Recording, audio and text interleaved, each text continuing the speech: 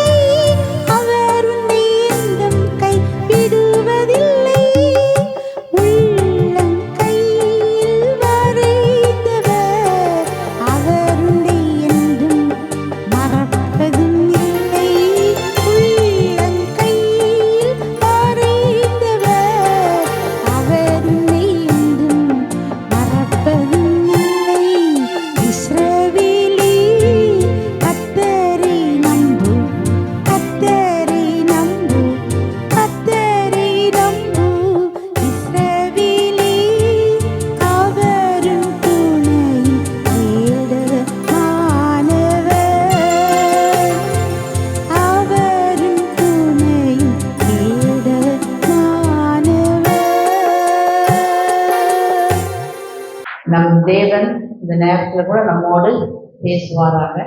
கர்த்தரை நோக்கி பார்ப்போம். பலனும் அல்ல பராக்கிரமம் அல்ல, உமது ஆவியால்தான் ஆகணும் தேவா. பலனும் அல்ல பராக்கிரமம் அல்ல, உமது ஆவியால்தான் ஆகணும் தேவா. பிறக்கும் தேவா உம்மானந்தி, உங்கள் விருப்பமும் ஓட்டமும் வீடே. உங்கள் நாமூலம் பேசும் இயேசுவே, எங்களை இரத்தத்தில் வைத்திடுமாவே.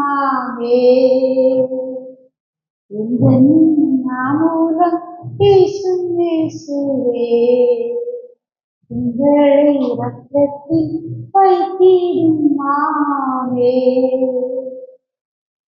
பரலோக ராஜாவே, உமது கரத்துல எங்கள் ஒவ்வொருவரையும் அர்ப்பணிக்கிறோம். எங்களுக்கு தேவையான வார்த்தைகளை நீங்க பேசுங்கப்பா. எங்களை ஆசீர்வதிங்க, எங்களை வழி நடத்துங்க. இயேசுவின் நாமத்தில் ஜெபிக்கிறோம் நல்ல பிதாவே, ஆமென். இன்று நாம் தியானத்திற்கு எடுத்த வசனம் லூக்கா 10வது அதிகாரம் 19வது வசனம். கற்பங்களையும் தேள்களையும் விதிக்கவும் சத்துருவனுடைய சகல வல்லமையை மேற்கொள்ளவும் உங்களுக்கு அதிகாரம் கொடுக்கிறேன், ஒன்றும் உங்களை சேதப்படுத்த மாட்டார். தேவன் நமக்கு கொடுத்த அதிகாரத்தை பற்றி இந்த அதிகாரத்துல நம்ம இந்த வசனத்துல நாம் பார்க்கிறோம்.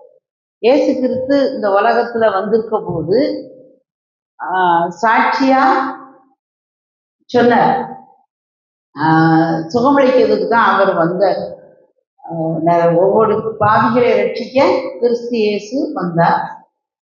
சத்துருவினுடைய கிரியைகளை அழிப்பதற்கு இயேசு கிறிஸ்து வந்தார். கல்வாரி சிலுவையில தலையை நசுக்கி போட்டார். காலின் கீழே, உள்ளங்காலின் கீழே வச்சு நசுக்கி போட்டார்.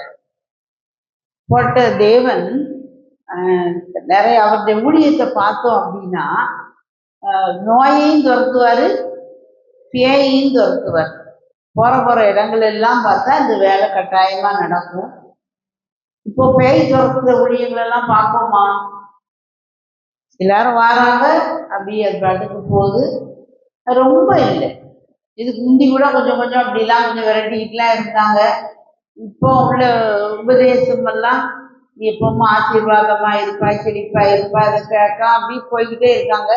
அதே நேரம் அநேக குடும்பங்கள்ல செய்வின, மந்திரவாத கட்டு, பில்லி சுனியம் இருக்கா இல்லையா? நிறைய பேர் பாதிக்கப்பட்ட நிலையிலே இருக்கிறத நம்ம பார்ப்போம். ஆனா யாருக்கும் சொல்லக்கூடாது, இருக்காங்க, அதிகமா இல்லை. அந்த அதிகாரத்தையும் வல்லமையையும் இந்த நாளில நம்ம பார்க்க முடியுதா? வெகுவாக குறைந்து இருக்கிறத நம்ம பார்ப்போம். முதல்ல அதை ஐடென்டிஃபை பண்ணவே தெரியல. இது பிசாசு தான் அப்படி பண்ணுது அப்படிங்கிறதே தெரியல. அப்படியா ஒரு மாதிரி உபதேசத்தையும் அதுக்கு ஏற்ற மாதிரி மாற்றி அப்படியே நம்ம போய்கிட்டே இருக்கோம். ஆனா தனியா நம்ம குடும்பங்கள்ல ஜெபம் பண்ண போறோம் அப்படின்னா அவங்க ரொம்ப வருத்தப்படுவதையும் நம்ம நிறைய பேரை பார்ப்போம். நிறைய மனநிலை சரியில்லாம, சில வியாதிகள், கடுமையான வியாதிகள், அநேகர் மரணம், காரணம் இல்லாம மரணம், இப்படி பிசாசின் காரியங்களை சொல்லுதாங்க. இவங்க எங்களை இப்படி பில்லி சுனியை வச்சுட்டாங்க, மந்திரவாதம் பண்ணிட்டாங்க, எங்களுக்கு பிடிக்காதவங்க இப்படி எங்க நேரத்தை விட்டே ஓடி போகணும்னு சொல்லி வச்சுட்டாங்க அப்படிங்கிறத நம்ம பார்த்துக்கிட்டு தான் இருக்கோம். சரி, இப்போ நமக்கு இப்படி இந்த சூழ்நிலையில் இருந்தாலும் இன்னைக்கு நமக்கு ஆண்டவர் என்ன சொல்றார்? இன்னைக்கு நம்ம குடும்பங்கள் எப்படி இருக்கு? பிசாசுடைய வேலை திருடவும் கொல்லவும் அழிக்கவுமே அஞ்சி வேறு ஒன்றுக்கும் வர மாட்டான். அவன் திருட்டு தொழில்காரன், பொய் சொல்லுவான். ஒவ்வொரு நேரமும் ஒவ்வொரு விதமா அவன் பேர் தந்திரக்காரன். தந்திரத்தை பயன்படுத்துதாங்கனாலே அவங்கிட்ட ஆற்றல் இல்லைன்னு அர்த்தம். நேர வழியா போக முடியல, குறுக்கு வழியா போய் அவங்க செய்ததுனாலதான் இத மாதிரி நடக்கும். அவங்களுக்கு என்ன செய்ய முடியல, நேரடியா பிரச்சனைய ஃபேஸ் பண்ண முடியல.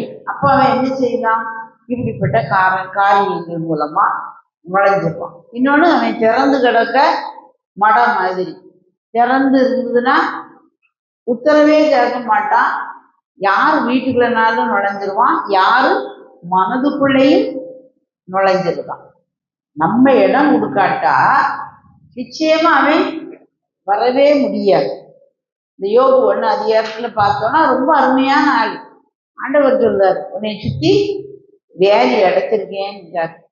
இவன் என்ன சொல்றான், ஒருவேளை என் பிள்ளைகள் பாவம் செய்திருப்பார்களோ அப்படின்னு அதிகாலையில எழுதி இது பண்ணுதான். அவனுக்கு உள்ளதுல ஒரு பயம், ராத்திரி படுத்திருக்கான், இப்ப நம்ம பிள்ளைகள் நல்ல ரொம்ப சிறப்பா இருக்கும், செழிப்பா இருக்கும், எதுவும் பணம் வந்ததுல எதுவும் பாவம் செஞ்சிருப்பாங்களோ, அந்த செய்திருப்பார்களோ, அந்த கேள்விக்குரிய யாருக்குரியதுதான்?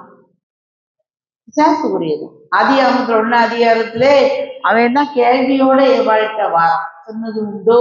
அதனால இன்னைக்கு கொஸ்டின் மார்க்கு பாம்பு வடிவத்துல நீங்களும் நானும் போட்டுக்கிட்டு இருக்கோம். செய்திருப்பார்களோ, ஒருவேளை என் பிள்ளைகள் பாவம் செய்திருப்பார்களோ, பின்னால சொல்லுவான், நான் பயந்த காரியம் எனக்கு நேரிட்டது, நான் அஞ்சினது எனக்கு வந்தது.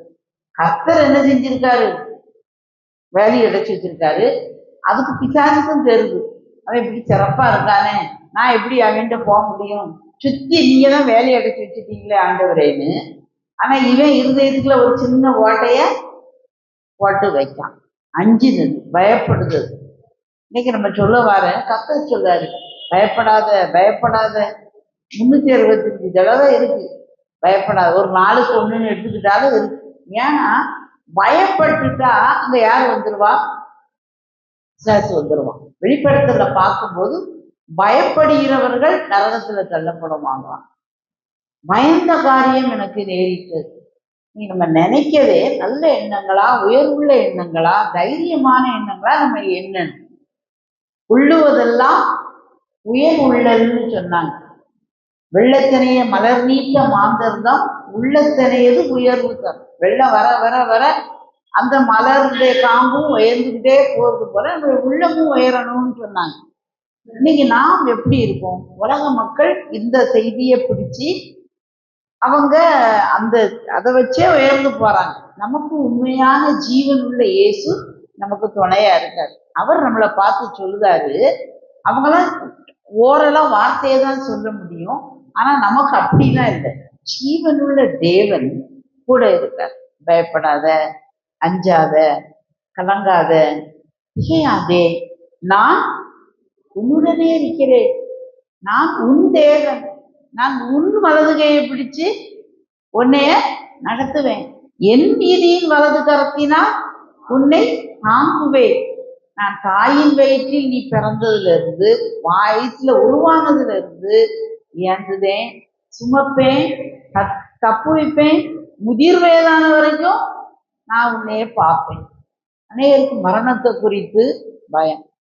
நம்ம மருமக கையில சாப்பாடு வாங்கி தான் சாப்பிட்டுக்கிட்டு இருப்போமோ, நம்ம யாரும் 10 பேர் தூக்குனா தான் நம்மால நம்ம அடிப்படை காரியங்களை செய்ய முடியுதாயிருமோ. அந்த பாட்டி 10 வருஷம் ஈடுபட்ட மாதிரி நம்மளும் இழுபடுபடி கடவுள் போட்டுருவாரோ. இதெல்லாம் யாரு கொடுக்க பயம்? பிசாசு கொடுக்க பயம். ஒருபோதும் பயப்படக்கூடாது. அம்மா வயசுல பிறக்கும் போது தாங்கின கர்த்தர் இதுவரைக்கும் நடத்துவார், இன்னும் நடத்துவார். இந்த தேவன் என்றென்றும் உள்ள சதாகாலமும் நமது தேவன், மரண பரியந்தம் நம்மை நடத்திடுவார். இந்த தேவன் என்றென்றும் உள்ள சதாகாலமும் நமது தேவன், மரண பரியந்தம் நம்மை நடத்திடுவார். அநாதி தேவன் அடைக்கலவே, அவர் எங்களுக்கு ஆதாரமே. அநாதி தேவன் அடைக்கலவே, அவர் எங்களுக்கு ஆதாரமே. ஆக நம்ம அப்பா மரண பரியந்தமும் நடத்துவேன். அவர் சொல்றாரு, இதோ உலகத்தின் முடிவு பரியந்தம் சதா நாட்களிலும் நான் உங்களுடைய இருக்கிறேன். இதுல இருக்கு மத்தேயு 28 அதிகாரம் கடைசி வசனம். மத்தேயு புத்தகத்துல கடைசி வசனம் அதுதான். உலகத்தின் முடிவு பரியந்தம் எல்லா நாளிலும் ஒரு நாள் கூட நம்மளை விட்டு போக மாட்டார். காலங்கள் மாறிக்கிட்டே இருக்கும். ஒரு நாள் மழை பெய்யும், ஒரு நாள் வெயில் அடிக்கும், ஒரு நாள் காற்று அடிக்கும், ஒரு நாள் எப்படியோ இருக்கும். எப்படி இருந்தாலும் சரி, நம்ம ஆண்டவர் நம்ம கூட சகல நாட்களிலும் இருக்கார். இதை நம்ம அடிக்கடி நம்ம மறந்துடுறோம். இப்ப நம்ம நினைக்கோமா? சும்மா இல்லை, இதா குமாரன் பரிசுத்த ஆவியானவர் கோடான கோடி தேவ சேனைகள் திரளோடு நம்ம கூட இருந்துகிட்டே இருக்காரு. இங்கேயும் இருக்காரு, இப்போ இந்த ஆலயத்திலையும் இருக்காரு. நம்ம வேலை பார்க்க போனாலும் இருப்பாரு, நம்ம வீட்டுல சாப்பிட்டுக்கிட்டு இருந்தாலும் இருப்பாரு, சமையல் அறையில வேலை பார்த்தாலும் இருப்பாரு, நம்ம தொழில் புரிந்து கொண்டிருந்தாலும் அங்கேயும் என்ன செய்வார், வந்துடுவார். அவர் நான் உன்னை விட்டு விலகுவதும் இல்லை, உன்னை கை விடுவதும் இல்லைன்னு சொல்லிட்டார். இப்போ அவர் நம்ம கூடவே தான் நான் இருந்துகிட்டு இருக்காரு. நாம் தான் அவர் இருக்கதை என்ன செஞ்சிருந்தோம், மறந்து. காரணம் என்னன்னா நிறைய பிரச்சனை நம்மளை சூழ வந்துருது. நம்ம இப்படி சொல்லிக்கிட்டு இருக்கோம், ஆனா இதே மாதிரி நமக்கு நடக்க மாட்டேங்குது. இதே மாதிரி சந்தோஷத்தோட இல்லை. வீட்டுக்கு போறோம், பிள்ளை ஒரு பிரச்சனையோட இழுத்துக்கிட்டு வந்துருந்தான், கணவர் ஒரு பிரச்சனையை இழுத்துக்கிட்டு வந்துருந்தாரு, பக்கத்து வீட்டுக்காரங்க வானத்துக்கும் பூமிக்கும் சண்டை போடுற மாதிரி தெருவில் 4 சத்தத்தை போடுவாங்க. ஏதோ பண பிரச்சனை ஆயிடுது, டாக்டர் உங்களுக்கு மருந்துல பார்த்து ரிப்போர்ட்டு மோசமா கொடுத்துருக்காங்க.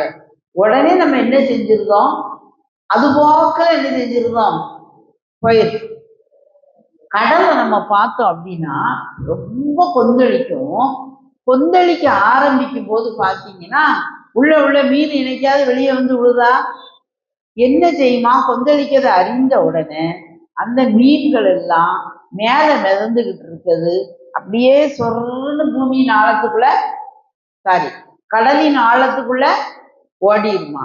அங்க பார்த்தீங்கன்னா தெளிவா தண்ணி இருக்கும், அங்க ஒரு கொந்தளிப்பும் பூமியை ஒட்டி மண்ணை ஒட்டி ஒரு கொந்தளிப்பு இருக்காது. மேல்மட்டத்துல தான் என்ன செய்யும், கொந்தளிப்பு. அந்த அறிந்த மீன்கள் அந்த கொந்தளிப்போட கடந்து போட்டி போட்டு கிடக்காம அமைதியா பூமியின் ஆழத்துக்குள்ள போயிருக்கு. அங்க பாத்தீங்கன்னா அமைதியா இருக்கும். பிறகு எல்லாம் முடிஞ்ச பிறகு எல்லாம் வெளியே வந்துடும். இன்னைக்கு நம்ம சுற்றி சுற்றி, அதாவது பூமி இருக்கு வரைக்கும் விதைப்பும் அறுப்பும் எல்லாம் நடக்கும். கண்மலையின் மேல கற்பாறையில உள்ள கட்டடமும் இருக்கு, மணல் மேல கட்டின கட்டடமும் இருக்கு. 2 மேலையும் சூறாவளி கண்ணா பின்னான்னு அடிச்சு. ஆனா அது உறுதியா அஸ்திபாரம் இருந்ததுனால அது பாட்டுக்கு இருந்தது. இதுக்கு அஸ்திபாரம் சரியில்லாததுனால சரிஞ்சு போயிடுச்சு. நம்ம என்ன செய்தோம், அந்த காத்தையும் மழையையும் அதையும் தான் குறை பேசிக்கிட்டே. எல்லாரும் வாழ்க்கையிலையும் இது மாதிரி இல்லைன்னு சொல்லல, அடிக்கணும்னு அவசியம் கிடையாது, சுமூகமாகவும் போகலாம். அப்படி அடித்தாலும் நாம் அதிர மாட்டோம். அந்த அடிச்சு இந்த கொந்தளிக்க வைப்பான். கொந்தளிப்பு எங்க வருதோ அங்கெல்லாம் பிசாசு இருக்காம பார்த்துவிடும். அவன் இருக்குது, அவனுக்கு தெரிஞ்சதே அதான். ஏதாவது அங்க தந்திரம் ஓன்னு சத்தம் போட அங்க கலாட்டாவை இழுத்து விட்டுருவான்.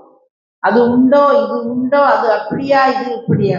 நம்ம இனி பாருங்க, பிசாசின் தந்திரங்கள் நமக்கு தெரியாதவைகள் அல்லவேன்னு பவுல் சொன்னது போல, சரி வரட்டுமே, நீ என்ன செஞ்சிருவேன், நம்ம ஆழத்துக்குள்ள வசன ஆழத்துக்குள்ள போனோம், ஆண்டவருடைய ஆழத்துக்குள்ள போனோம். ஆண்டவர் ஆழங்களுக்குள்ள வல்லவே படக தள்ளு, ஆழத்துக்குள்ள இப்ப நம்ம என்ன செய்ய, ஒரு பிரச்சனை வந்துச்சு, என்ன பண்ணணும், இப்ப நிறைய போறோம், தீர்க்கவே முடியாத பிரச்சனை. நம்ம என்னது, ஐயோ என்னை இப்படி சொல்லிட்டாங்களா, பெரிய வார்த்தையை வச்சு சொல்லியிருப்பாங்க, இந்த பிரச்சனைக்கு எனக்கு சம்பந்தமே இல்லை, ஆனா அவங்க ஒன்னையும் சேர்த்து எழுதி கொடுத்துருப்பாங்க, உன் பேர் தான் மேல இருக்கும், உன்னையதான் அவங்க என்ன சொல்லுவாங்க, இவனே இப்படி சொல்லிட்டானே, இவளே இப்படி சொல்லிட்டானே அப்படின்னு சொல்லிட்டு அதை பெருசா இழுப்பாங்க. நம்ம போய் அதை விளக்கம் கொடுத்ததுக்கு அவங்ககிட்ட போய், ஐயா நான் ஒண்ணு இப்படி சொல்லலை, நான் ஒண்ணு இப்படி நினைக்கவே இல்லை, இவா சும்மா சொல்லிட்டா, இதுல போய் நின்று நம்ம போய் பண்ணுறதை காட்டிலும் நம்ம சொல்லலைன்னு நம்ம மனசுல முதல்ல கேட்கணும். தான் நாங்கள் துணிந்து பாவம் செய்யக்கூடாது. சொல்லுறது விளங்குதா? அந்த காரியம் நம்மளை பற்றி ஒருத்தவங்க தவறு சொல்றாங்கன்னா, நம்மளும் உண்மையிலே தப்பு செஞ்சிருந்தோம்னா ஆண்டவர்கிட்ட மன்னிப்பு கேட்கணும். ஆண்டவரே உங்களுக்கு தப்பா நான் பேசிட்டேன், கோபத்துல கூட நான் ஒரு மாதிரி நான் விளையாட்டுக்கு பேசி இப்படி வினையாயிட்டு, என்னை மன்னிங்க ஆண்டவரே, இந்த வார்த்தையெல்லாம் என்னை விட்டு தூர எடுக்கிறதுன்னு கேட்கணும். இல்லை உண்மையிலே நம்ம தவறு செய்யல அப்படின்னு சொல்லும்போது நிறைய ஆழத்துக்குள்ள பேரும் அடியில பேரணும். மரியாள் அப்படி அடிக்கு போயிட்டா. எங்க போயிட்டா? ஆண்டவருடைய பாதத்துக்கு போயிட்டா. வானம் எனக்கு சிங்காசனம், பூமி எனக்கு பாதபடியினர், அந்த பாதத்துக்கு பேரணும். மேலதான் அது அடிச்சுக்கிட்டு கிடக்கு. அப்பா என்னை இப்படிலாம் சொல்லுதாங்க, நான் இதில் தவறு செய்யலை, நான் நிரபராதி, நான் இதை பண்ணலை, டாக்டர் என்னை இந்த மருந்து முதலாம் இவ்வளவு மோசமான நோயுங்காரு, நான் நம்புதேன், கல்வாரி சிலுவையில என் பாவத்தை மாத்திரமில்ல என் நோய்களையும் சுமந்தாச்சு, என் வீட்டுல இப்படி ஒரு கடன் பிரச்சனை ஆகிப்போச்சு, நான் தெரியாம வாங்கிட்டேன், என்னை மன்னிங்க. வசனம் சொல்லுது நீ கடன் வாங்க மாட்ட, அநேக சாதிகள் கொடுப்பேன்று. ஆனா தலைமாத்தி இருக்குது ஆண்டவரே, இந்த பிரச்சனை உம்மாலதான் தீர்க்க முடியும். நான் உங்க பாதத்துக்கு வந்துட்டேன், நான் அந்த கடலின் ஆழத்துக்கு போயிட்டேன். வெளியே கடந்து யாரெல்லாமோ சத்தம் போடட்டும், கூப்பாடு போடட்டும், இந்த அமைதியான இடத்துக்குள்ள வரணும். அதுக்கு தான் ஆண்டவர் சொன்னாரு, அதிகாலையில என் சமூகத்துக்கு வா, அதிகாலையில் என்னை தேடுகிறவர்கள் கண்டடைவார். பிரச்சனை வந்தாதான் போகக்கூடாது, பிரச்சனை இல்லாட்டாலும் அந்த அந்த அதிகாலையில் அந்த அமைதியான இடத்துக்குள்ள நம்ம என்ன செஞ்சிடணும், போயிடும். போயிட்டு அந்த நேரம் மட்டுமல்ல, எல்லா நேரத்திலையும் நம்ம மனது இங்கதான் இருக்கணும், தேவனை நோக்கியே தான் இருக்கணும். நான் நம்பினது உண்மாலே ஆகும். நம்ம எதை நம்புதோம்? எனக்கு இந்த சிலர் வந்தன்னு சொல்லிது, இன்னைக்கு கூட யாரையோ பார்த்தேன், பிள்ளைய மனம் போல என்ன செய்ய வேண்டியது, சபிக்க வேண்டியது. நீ இப்படிலாம் பண்ணா மாடு மேய்க்கத்தான் போகும், பண்ணி மேய்க்கத்தான் போகும், நீ உருப்பட மாட்டேன். சரி அவனை விட்டுங்க, அந்த எனக்கு ஒரு கெட்ட வார்த்தைகள் எல்லாம் சொல்லி இப்படி ஒரு பிள்ளை எனக்கு வந்துட்டு, அப்படிலாம் நான் சபிக்கவே கூடாது. என் பிள்ளை நீ நல்லா இருப்ப, கோபப்படுத்துவாங்க, சபிக்க அளவுக்கு பிள்ளைகளை கோபப்படுத்தலாம், ஆனாலும் சபிக்கவே கூடாது. நல்லா சிரிச்சுட்டு நல்லா இருப்பாப்பா, நல்லா சிரிச்ச முகத்தோட இருங்க, ஒன்றும் கெட்டு போ. நம்ம இஞ்சி சின்னம் பிறங்கும் மாதிரி நம்ம முகத்தை மாற்றக்கூடாது, கடுகடு சிரிச்சுலாம் வரக்கூடாது. அதுக்காக உணர்ச்சியற்ற ஜென்மம் அல்ல. எல்லாம் வந்தாலும் எனக்கு கர்த்தர் இருக்காரு, அவர் எல்லாத்தையும் பார்த்துக்கிடுவார். அவர் சொன்னாரு, நான் சாந்தமும் மனத்தாழ்மையுமா இருக்கிறேன், என்னிடத்தில் வந்து கற்றுக்கொள்ளுங்கள் அப்படிங்க. வேற எதையும் சொல்லலை, அதுக்கு தான் சொல்றேன். சாந்தமா அது, சாந்தம் இருக்கிற இடத்துல சந்தோஷம் இருக்கும், சந்தோஷம் இருக்கிற இடத்துல சாந்தம் இருக்கும். பிலிப்பியர்ல அதான் சொல்லுதாரு, நீங்கள் சந்தோஷமாயிருங்கள் சந்தோஷமாயிருங்கள் என்று உங்கள் சாந்த குணம் எல்லா மனுஷருக்கும் தெரிந்திருப்பதாக. சாந்தமும் சந்தோஷமும் பிரிக்கப்படாத ஒன்று. கடுகடு கடுகடுன்னு நிக்கியா, எல்லாருக்கு மூக்குல தான் கோபம் இருக்கும். அப்படி ஒரு வார்த்தை சொன்ன 9 அடி பாஞ்சி விழுவாங்க. பிறகு ஆண்டவரே ஆண்டவரே ஆண்டவரே, வாழ்க்கை முழுவதும் இப்படித்தான் போகும், சீசா மாதிரி கோபப்பட வேண்டிய. கோபமே வரப்படாது தேவ பிள்ளைகளுக்கு. இருந்தாலும் கர்த்தத்தை கேளுங்க, கோபம் நிர்மூலனை கொல்லும் அப்படின்னு பார்க்கும். கொல்லும் கொடிய பாவங்கள் 7ன்னு ஒரு புஸ்தகம் உண்டு, அதுல கோபம் தான் முன்னாலே நிற்கும். கோபம், மூர்க்கம், வைராக்கியம், கசப்பு, பகை ஒண்ணுமே வரக்கூடாது. ஒரு மாதிரி வருதா, ஒரு நிமிஷம் அப்படி இதுல நான் என்ன செய்தேன் ஆண்டவரே, என்னோட பேசுங்க அப்படின்னு இருந்து பாருங்க, ரொம்ப நல்லா இருக்கும். கத்துக்கிடுங்க. நமக்கு தேவன் அளவற்ற வல்லமையை கொடுத்திருக்கார். யானைக்கு அதனுடைய வலிமை தெரியாம, யானையின் வலிமை எதுலதான் இருக்குமா, தும்பிக்கையில இருக்குமா. நமது வலிமை நம்பிக்கையிலே. நமக்கு தேவன் வலிமை கொடுத்திருக்கார், நமக்கு நல்ல நம்பிக்கையை, கர்த்தர் மேல நம்பிக்கையை கொடுத்திருக்கார். கர்த்தர் மேல் உன் பாரத்தை வைத்து விடு, அவர் உன்னை ஆதரிப்பார், நீதிமானை ஒரு போதும் தள்ளாட விட மாட்டார். அவர் மேல பார்த்து வச்சிருவோம், நீதிமானை தள்ளாட விட மாட்டார். முதல்ல நம்ம நீதிமானா, ஆமா, இயேசுவின் ரத்தத்தால கழுவப்பட்ட நீதிமான் அவரே. தேவனால் நமக்கு ஞானமும் நீதியும் பரிசுத்தமும் மீட்புமானார். அவர்தான் நமக்கு நீதி. நம்ம நீதி அது அழுக்கான கந்த, அவர் நீதியால நம்மளை சொல்ல மூடி வச்சிருக்காரு நம்மளை. அதனால என்னை யாரும் தொட முடியாது, என் மயிரை கூட யாரும் தொட முடியாது. அதனால நான் அஞ்ச மாட்டேன். இவ்வளோ பிரச்சனைங்கிறது உண்மை, எல்லாம் நீங்க சொல்லலாம், என் சூழ்நிலையில நீங்க வந்து பார்த்தா தெரியுது. அதாவது அவங்க தகுதிக்கு மிஞ்சினதா நம்ம பண்ணாத ஒண்ணு சொல்ல, வம்புக்கு நான் போனதே கிடையாது. ஆனா வம்பியே போசா நம்ம மேல திணிக்கலாம். அந்த நேரத்திலையும் தேவ சமூகத்தில் இருந்து பழக பழக பழக நமக்கு ஒரு பெரிய சமாதானம் வரும், சந்தோஷம் வரும். நமக்கு தந்த அதிகாரத்தை உணர்பவர்களாக நம்ம இருப்போம். அளவற்ற வல்லமை கொடுத்திருக்காரு. இதோ வானத்திலும் பூமியிலும் சகல அதிகாரம் எனக்கு கொடுக்கப்பட்டிருக்கிறது, ஆகையால் நீ புறப்பட்டு போயிடுச்சு. அப்படின்னா என்ன அர்த்தம்? அந்த அதிகாரம் அத்தனை உன் கையில நான் தந்துட்டேன். வானத்திலையும் நம்ம சொன்னா நிற்கும். அன்னைக்கு யோசுவா சொன்னான், சந்திரனே நீ நில்லு, சூரியனே நீ நில்லு. நின்றுதான் நிக்கிறியா? இந்த இன்னைக்கு அந்த வல்லமை ஏற்ற நேரத்துல நம்ம சொல்லிக்கும் போது இருக்கு. நம்ம உள்ளத்துல ஒரு தைரியம், ஒரு சாந்தம், ஒரு அமைதி. அந்த சாந்தமும் அமைதியும் தான் நமக்கு வலிமை. பார்த்துக்கிடுங்க. இங்க காத்தடிச்சா அங்க, அங்க காத்தடிச்சா அங்க, இப்படிப்பட்ட சந்தேகம் ரெண்டு வாழ்க்கை. அப்படிப்பட்ட மனுஷன் தான் தேவனிடத்தில் எதையாகிலும் பெற்றுக்கொள்ளலாம் என்று நினையாதிருப்பானாகன்னு யாக்கோபு 1 அதிகாரத்துல பார்க்கணும். வாழ்க்கை ஷார்ட்டா தான் இருக்கு. இதுல சாதிக்க வேண்டியது ரொம்ப நிறைய இருக்கு. அப்போ சின்ன பிள்ளைலாம் இப்பவுமே நீங்க ஒரு உறுதிக்குள்ள வரணும். சர்வ வல்லமையுள்ள தேவன் என்னோட இருக்காரு. இப்ப நம்ம வாசம் 10:19 என்ன பார்த்தோம் அப்படின்னா, இதோ சர்ப்பங்களையும் தேள்களையும் விதிப்பீர்கள். இது சாத்தானுடைய வலிமையை குறிக்கும். சாத்தான் இடம் கொடுக்காதங்க அப்படிங்கிறார். ஒரே நேரம் ஒரே மனுஷன் சாத்தானுக்கும் ஏஜென்டா இருக்கலாம், தேவனுக்கும் ஏஜென்டா இருக்கலாம். பேதுரு முதல்ல அப்படி இப்படி பேசுவான், இப்பா கர்த்தர் தான் எனக்கு வெளிப்படுத்தியிருக்காரும்பார். அடுத்த நிமிஷம் சொல்லுவாரு, அப்பாலே போ பிசாசேன்னு பேதுருவை பார்த்து சொல்லுவார். பிசாசுக்கும் இடம் கொடுக்கலாம். இன்னைக்கு அநேகர் இன்னைக்கு அந்த லெவல்ல இருக்கும். இன்னைக்கு ஆண்டவருக்கு முற்றிலுமாய் ஒப்பு கொடுக்க அழைக்கப்பட்டிருக்கோம். நான் பிசாசு பக்கத்துல போக மாட்டேன். சீசா பண்ணுற மாதிரி இந்த நோக்கால், மாட்டுக்கு நோக்கால வச்சு விளையாடுவோம் இல்லையா, மேலையும் கீழே வண்டி இருக்கும், ஏறி கிட்டத்தட்ட ஒரே இடம் உள்ள ஆட்கள் விளையாடுவோம்.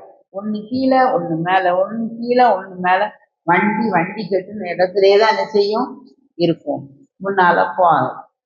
இந்த மாதிரி நம்ம வாழ்ந்துக்கிட்டு இருக்கோம்னா எந்த பிரயோஜனமும் கிடையாது. ஞாயிற்றுக்கிழமை வர வேண்டியது, செய்தியை கேட்க வேண்டியது, இப்போ கொஞ்சம் நல்லா எல்லாரும் கேட்டுக்கிட்டு இருக்க மாதிரி இருக்கு.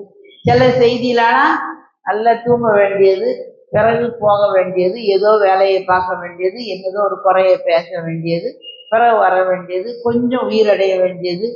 இவங்களை வச்சு கர்த்தருக்கும் பிரயோஜனம் கிடையாது, நமக்கும் பிரயோஜனம் கிடையாது.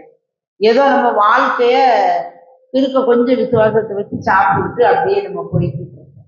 ஆண்டவருக்கு ஒவ்வொருவரும் தேவை. கர்த்தர் ஒவ்வொருவரையும் வல்லமையாக தன்னுடைய கரத்தில் எடுத்து பயன்படுத்த விரும்புகிறார். ஒன்றும் இல்லை, அவங்க குடும்பத்துல ஒரு 4 ஆத்மாவோ 5 ஆத்மாவையாவது கொடுத்துருக்காரு. கர்த்தராய் இயேசுவை நீ விசுவாசி, அப்பொழுது நீயும் உன் வீட்டார் அனைவரும் ரட்சிக்கப்படுவீங்க. ஒருத்தர் கூட ரட்சிக்கப்படாம இருக்க முடியாது. ஆனா நாமே இப்படி வாழ்ந்துகிட்டு இருந்தோம்னா அவங்க என்ன சொல்லுவாங்க, எப்ப நீ உன் பக்தி நீயும் இவ்வளவு நேரமும் வானமே இடிந்து விழுத மாதிரி ஜோம் பண்ண, அவனை ரட்சியும் அவளை ரட்சியும் இந்தியாவை ரட்சியும் இந்த மிஷினரி தளத்தை ரட்சியும் அப்படி ஆயிருக்கு. இப்படி ஜோம் பண்ணிட்டு வீட்டுக்கு போனா சண்டை போட்டுக்கிட்டு தான் இருக்க சொல்லும். அந்த பிசாசுக்கு ஏஜென்ட்டுக்கு இடம் கொடுத்துருது. இனி பிசாசுக்கு இடமே நம்ம கொடுக்கக்கூடாது. கர்த்தருக்கு மட்டும்தான் இடம் கொடுக்கணும். யாருக்கும் பயப்படக்கூடாது. கர்த்தர் ஒருவருக்கு மட்டும்தான் நம்ம பயந்து அஞ்சி இருக்கணும். எந்த மனுஷனுக்கும் நம்ம பயப்படக்கூடாது. எல்லாரையும் நம்ம நேசிக்கணும், யாருக்கும் நம்ம பயப்படக்கூடாது. எல்லாருக்கும் அஞ்சி நடக்கணும், அவங்களுக்கு உதவி செய்யணும், கீழ்ப்படியணும், தாழ்மையா இருக்கணும். தேவையற்ற பயத்தை நம்ம விட்டு என்ன செஞ்சிடணும், தேவையற்ற பயம் நமக்கு வேண்டவே வேண்டாம். கர்த்தர் நமக்கு போதும். நமக்கு அவ்வளோ அதிகாரம் கொடுத்துருக்காரு. சின்ன பிசாசையும், தேள்கள்னா சின்ன பிசாசு, சர்ப்பங்கள்னா பெரிய பிசாசு, பாம்புலையும் விஷப்பாம்பு, விஷமில்லாத பாம்பு, வலு சர்ப்பம். சில பாம்பெல்லாம் கடிச்சா ஒரே கொத்துல ஆள் அவுட்டு, சிலது ஒன்றும் செய்யாது, இழுத்துக்கிட்டே இருக்கும், வலிச்சுக்கிட்டே இருக்கும், இப்படிலாம் இருக்குது. எல்லாம் பிசாசுக்கு இருந்துதான் வருது.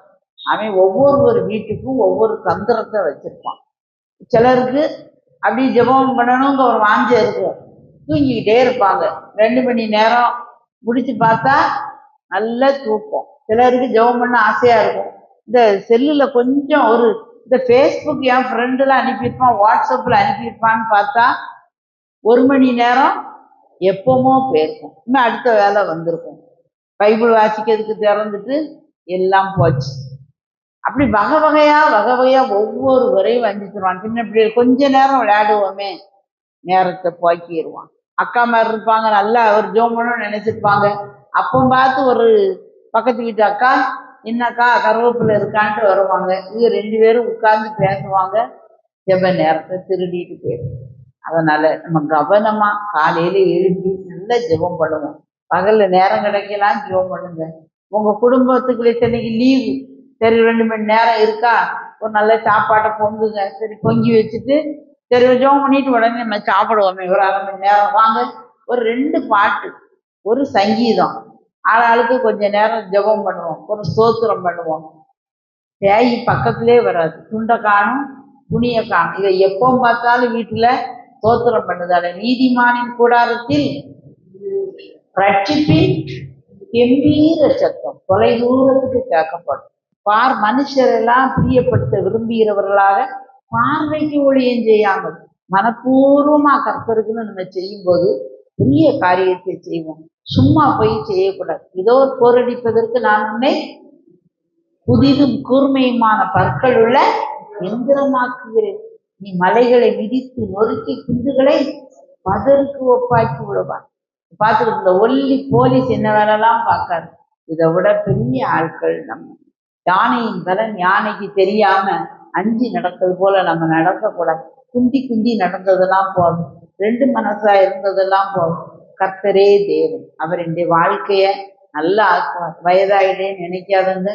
நமக்கு ஆண்டவர் இந்த செய்தி உங்களுக்கு ஒரு அக்கினி போடுற மாதிரி இருக்கா? கொழுந்து விட்டு எரியணும், மறக்கக்கூடாது. தேவ சமூகத்துல நம்ம நாடுவோம். அவ்வளோ பெரிய வல்லமை வச்சிருக்காரு. நிறைய பேசலாம், நமக்கு நேரம் முடிய போகுது. நம்ம என்னைக்கும் பாருங்க, சோர்ந்து போகாதங்க, உழண்டு போகாதங்க, எதையும் பெருசாக்காதங்க. பெரிய பிரச்சனையா இருந்தாலும் வாயை பொத்திக்கிட்டு இருக்கும்போது அது எல்லாம் சுருங்கி போயிடும். அக்கா கேட்டீங்களா, அக்கா பார்த்தீங்களா, அங்க பாருங்க அந்த ஊழியக்காரன் இந்த சின்ன பாட்டு பாடிட்டான், அந்த பத்தியெல்லாம் அந்த அப்படியே இந்த களவாண்டு சாப்பிட்டுட்டான், அதே பாருங்க காணிக்கையை பிரித்து இந்த சாப்பிட்டுட்டான். அதை நின்னாலும் விழுந்தாலும் கடவுளுக்கு கணக்கு கொடுத்துட்டு போப்பாங்க. நம்ம வேலை என்ன? நம்ம நல்லா இருப்போம், நம்ம நல்லா இருப்போம். நம்ம கூட இருக்கிறது கர்த்தர் பெரியவர், ரொம்ப ரொம்ப ரொம்ப ரொம்ப ரொம்ப ரொம்ப பெரியவர். வானத்திலும் பூமியிலும் எல்லா அதிகாரமும் உடையவர். வானத்திலும் பூமியிலும் உள்ளவைகள் எல்லாம் அவருக்கு சொந்தம். வெள்ளி அவருக்கு சொந்தம், பொண்ணு அவருக்கு சொந்தம். நம்மளுக்கு வேணுங்க ஆசீர்வாதம். ஈத்தின் வர்த்தக லாபம், எத்தியோப்பியாவின் வர்த்தக லாபம்லாம் தாண்டி வந்து நமக்கு வரும். எங்கேயோ நம்மகிட்ட பத்திரங்கள் இருந்திருக்கோம், நம்ம பார்த்துருக்கவே மாட்டோம். அதனுடைய விலை நம்ம ஒரு 2 லட்சத்துக்கு பெருன்னு பார்த்துருப்போம். ஆண்டவர் அதை 2 கோடியா வச்சிருப்பாரா இருக்கும். எப்படி வச்சிருப்பாரோ, ஒவ்வொருத்தருக்கும் ஒவ்வொரு விதமா அற்புதங்களை செய்வார். எப்படியே செய்திருவார். நம்மளை நீதிமானுடைய கால்களை கல்லாட விட மாட்டார். அதனால அவருக்கு அந்த அதிகாரத்தை பயன்படுத்துவோம். மார்க் 16 அதிகாரத்துல பார்ப்போம். என்னது, விசுவாசிக்கிறவர்களால் நடக்கும் அடையாளம். ஊழியக்காரங்களால் அல்ல, அப்போஸ்தலர்களால் அல்ல, போதகர்கள் சொல்லல, விசுவாசிக்கிறவர்களால் நடக்கும் அடையாளம். 16-17 பார்ப்போம். என்னது முதல் காரியம்? பிசாசுகளை துரத்துவார். இன்னைக்கு எத்தனை பிசாசை துரத்தி இருக்கோம்? முதல்ல பிசாசு தானான்னு தெரிஞ்சாதான் துரத்த முடியும். அதே தெரியல, எல்லாம் நல்ல வெளுத்ததெல்லாம் பாலுன்னு நம்புது அளவுலதான் இருக்கும். அதுல அது என்னத்தையோ விஷத்தை ஊற்றி வச்சாலும் வெள்ளை கலரா இருந்தா எல்லாம் பால் தெரியாது. எது உண்மையான பாலுன்னு தெரியாததுனாலதான். உண்மையான இயேசுவை தெரிஞ்சோம்னா, இயேசு இல்லாத இடமெல்லாம் பேய்ஞ்சது நம்மளுக்கு தெரிஞ்சுக்கணும். கர்த்தர் தரல, ஓடு. கைகளை வைப்பாங்களாம், சுஸ்தமாவாங்களாம். அப்ப நம்மளுக்கு கையெல்லாம் எதுக்கு? வியாதியஸ்தர் மேல் வைப்பதற்கு தான். கை வை, சுகமாகுது அவர். எங்க சோவியத்தை உங்க பிள்ளைகளை பாக்கிங்க, இல்ல உங்க சரீரத்துல ஒரு வியாதியை பாக்கிங்க. என் சரீரம் கர்த்தருடைய இருக்கக்கூடாது. நம்ம கையவே நம்ம சரீரத்துல வைப்போம், தலைவரியா தலையில வைப்போம். இயேசுவின் நாமத்துல ஓடு, உனக்கு இருக்க அதிகாரம் கிடையாது. ஓடிடும், மறுபடியும் மறுபடியும் வைங்க, எல்லாம் ஓடிடும். கர்த்தர் நல்லா நடத்துவார். நம்ம வாழ்க்கை ரொம்ப சுமூகமா சந்தோஷமா இருக்கும். நம்ம கை வைத்ததெல்லாம் நிச்சயமா சொல்லணும். அந்த பேய் வரவே முடியாது. கர்த்தர் நல்லவர்.